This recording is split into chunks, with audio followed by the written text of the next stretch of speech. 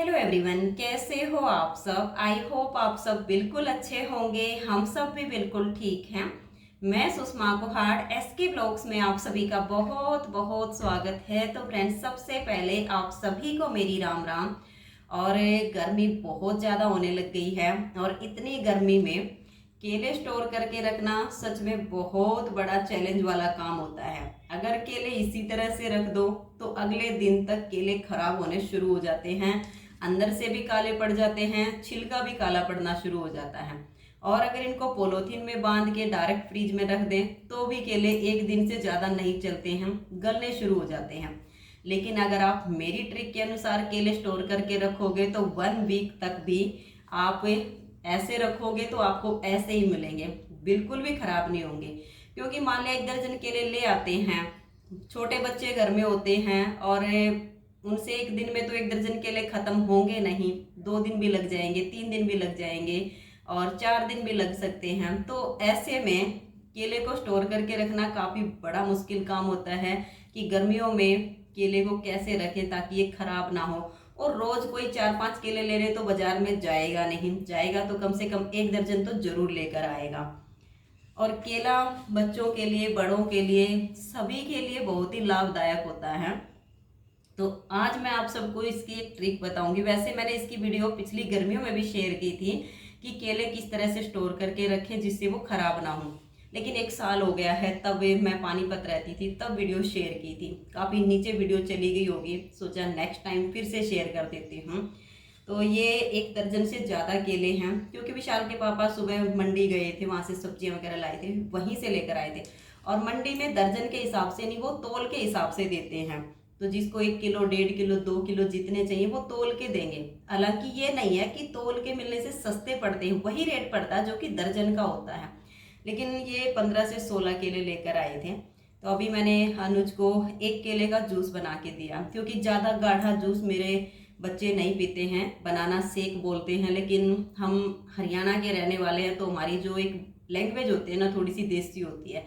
तो हम mango shake होता है उसको भी आम का जूस ही बोलते हैं, बनाना शेक होता है उसको भी जूस ही बोलते हैं। हालांकि यहाँ पर कुछ कमेंट्स भी आ जाते हैं कि आपको इतना भी नहीं पता है कि बनाना शेक होता है कि आप केले का जूस होता है। देखिए, अपनी अपनी थिंकिंग होती है, लेकिन हमारी जो एक रूटीन की भाषा होती है ना, वो यही होती है। और अपनी कभी भी छूटती नहीं है, चाहे जहाँ मर्जी आए चले जाओ, अपने जो वर्ड होते हैं ना वो जरूर ऑटोमेटिक निकल कर आते हैं।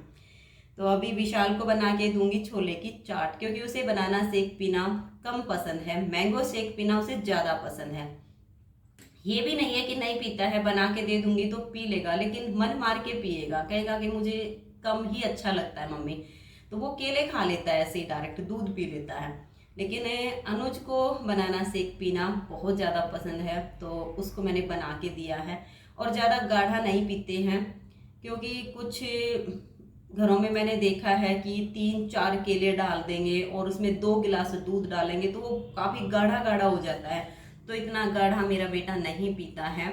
अभी लगभग 400 ग्राम के आसपास दूध होगा और एक मैंने उसमें बनाना डाला है, तब उसके लिए मैंने शेक बना के दिया। तो वो बिल्कुल ऐसे पीता है कि पतला होना चाहिए, गाढ़ा नहीं होना चाहिए। तो अभी मैंने लिए हैं अखबार और ये केले हैं, ये हमारे 5-6 दिन, जितने दिन चलेंगे, खत्म नहीं होंगे, तब तक ये ऐसे कैसे रहेंगे, बिल्कुल फ्रेश, खराब नहीं होंगे।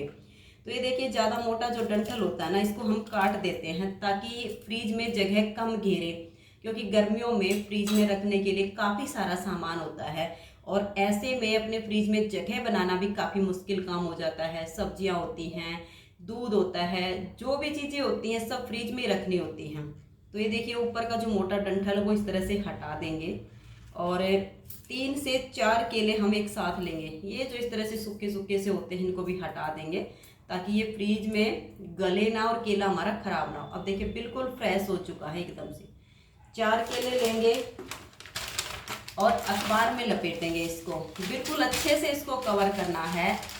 तो मैंने यहाँ पर, जैसे ये डबल अखबार है, इसमें से आधा लूँगी क्योंकि इसमें 4 केले आराम से आ जाएंगे। कागज़ की भी बचत करनी ज़रूरी होती है, नेक्स्ट टाइम भी एक अखबार काम आ जाते हैं। ये देखिए, इनको हम इस तरीके से बिल्कुल अच्छे से इसको रैप कर देंगे, क्योंकि सारे केले एक जगह रैप नहीं हो सकते हैं, रखने में भी दिक्कत आएगी, रैप करने में भी दिक्कत आएगी। तो 3 से 4 केले आप एक साथ ऐसे रैप कर दीजिए और इधर से फोल्ड करके ये जो जगह होती है इसको ऐसे भर दीजिए। और ये देखिए अब इधर से भी हम इसको ऐसे फोल्ड करते हैं। ये केले हमारे रैप हो चुके हैं। ऐसे करके अब मैं ये सारे केले रैप कर दूंगी अखबार में, 3-4 एक जगह रखूंगी और उनको जितने भी इनके डंठल हैं इस तरह से इनको हटाते चले जाएंगे। देखिए बिल्कुल यहाँ अगर पास से कट लग जाएगा तो केला खराब हो जाएगा, लेकिन ऊपर का जो मोटा डंठल होता है इसको हटा देंगे तो ऊपर इसका एक नाकू बच जाता है। अब ऐसे ही 4-5, क्योंकि ज़्यादा जो सीधे सीधे केले होते हैं ना उनको रैप करना काफ़ी आसान हो जाता है। कई बार ये बिल्कुल ही मुड़े हुए से केले आते हैं, ये 3-4 मुश्किल से होते हैं, और कई बार थोड़े से सीधे सीधे से लंबे से केले आते हैं, वो रैप करना आसान होते हैं। वो 5-6 केले एक जगह आसानी से रैप हो जाते हैं। तो अब सेम तरीके से मैं ये सारे केले रैप कर लेती हूँ।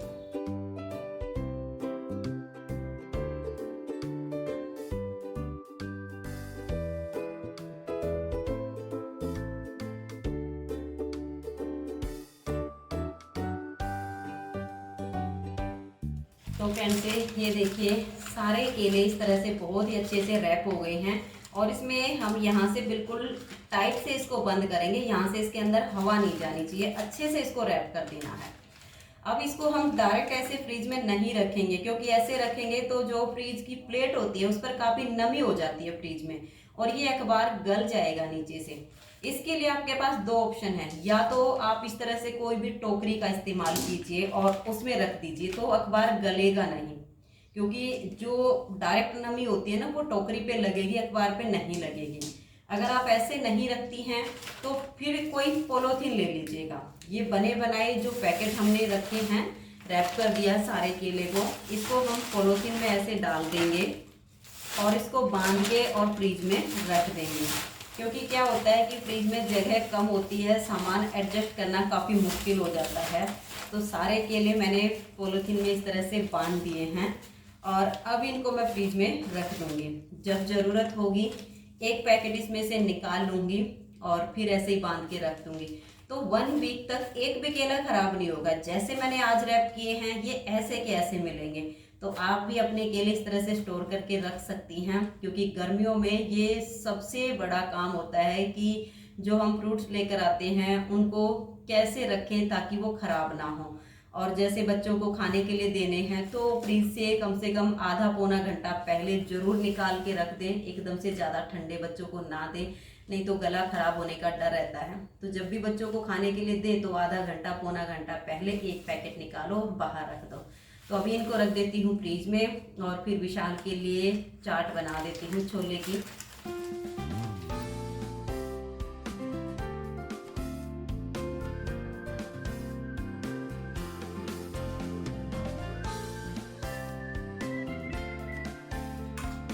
चलो जी, छोले की चाट बनके हो गई है तैयार। तो आप सब भी आ जाइए और बहुत ही यम्मी सी छोले की चाट खा लीजिए। आज मैंने इसकी रेसिपी इसलिए शेयर नहीं की क्योंकि इसकी रेसिपी मैंने पहले शेयर की हुई है, और आजकल सब्जियां लाना भी सच में एक बहुत ही बड़ी आफत का काम हो गया है। पहले तो ये था कि मंडी जाते थे और आराम से सब्जियां मिल जाती थी, जितनी चाहिए उतनी ले आते थे। लेकिन अब कोरोना की वजह से हर किसी ने फ़ायदा उठाना शुरू कर रखा है। सब्जी मंडी जाते हैं तो 4 केजी 5 केजी सब्जियों की ऐसे पोटली बना बना के रखे हुए हैं, और वो बोलते हैं कि ये सारी ही लेनी पड़ेगी।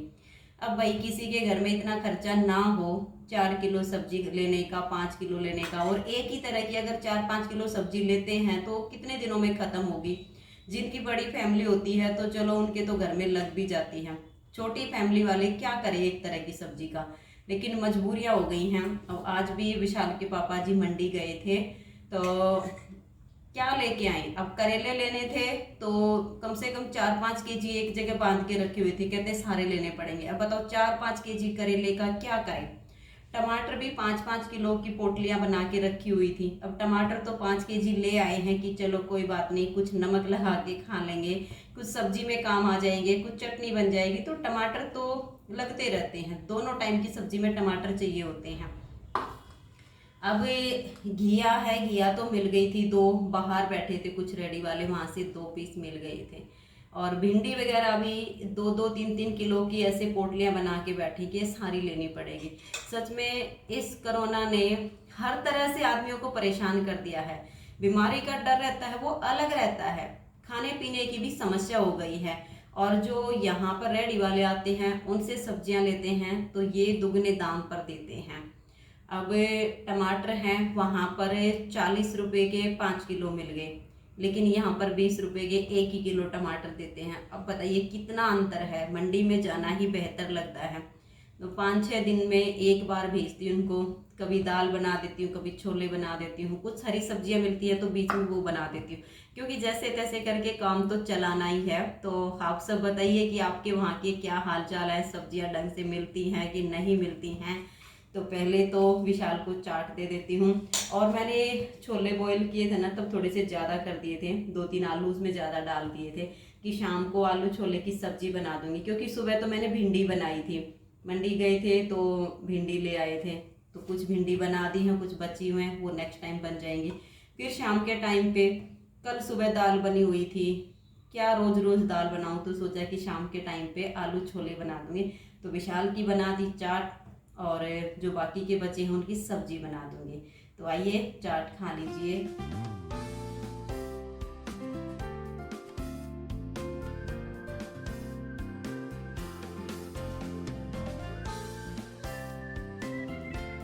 तो फ्रेंड्स ये चाय बन के हो गई है तैयार, तो आप सब भी आ जाइए और मेरे साथ बैठकर शाम की चाय पी लीजिए।